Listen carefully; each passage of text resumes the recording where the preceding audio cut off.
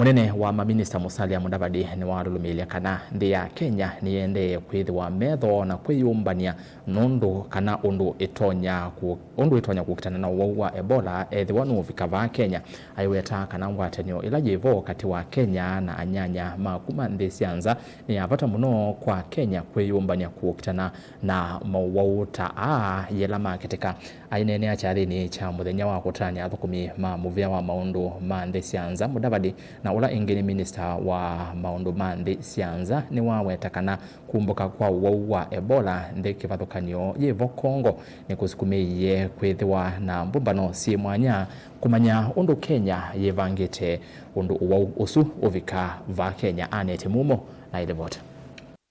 Ainena Musalia Mudavadi Niwalulumiilya kana kwao Kenya ndinamba ukusi ya kiko na kimweta Uwau wa Ebola ateo silikali Metho kuikithia kana mundu ukwatikana na uo niwathinikiwa kwa mitukila ya ilite kwa Kwithiwa Kenya ni kilikilo kinene ta maundu ma diplomasia utandithia kana maundu angi.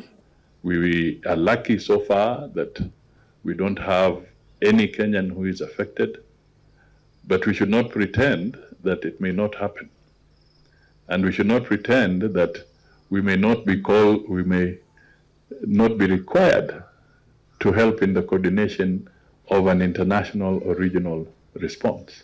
So Kenya can become an anchor of this kind of international interventions.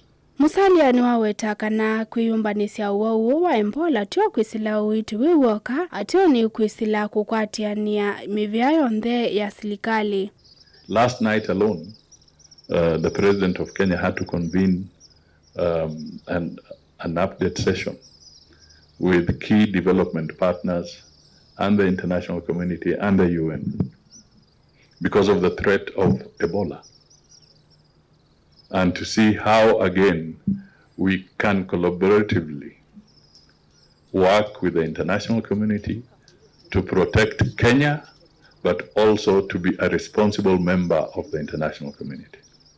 Kavindani kaha Kenya ingi mande kuelesea kwema kuyaniwa kuone silikali ya Kenya kukwatiania na ila ya Amerika kwa kisese cha kusia na kuitia wauma Ebola kuma Nthi ya Amerika kuya kambini ya itasia nzeveni ya Laikipia. Mudavadi Niwalulumiilya kana Kenya Niyiendee kuthandasya ngwatanio yayo nthini wa Kukitana na maundu ala Makitika. Forget about the misleading impression that setting up facilities of this nature are geared to only handle foreign people. No. Kenya is setting up almost 16 or thereabout intervention centers of that nature because we don't know. We are being prepared. We are being proactive. Surely we cannot be so stupid to go and just say we are bringing a disease and carrying it and sprinkling it amongst our people. No. We are actually being proactive. In the event this disaster hurts, what do? So we must be prepared for both the citizens of Kenya and also be prepared because we are a significant player within the international arena. Ndilivotea vilingi wa Mauwau Mutongo TV nitawa Muno.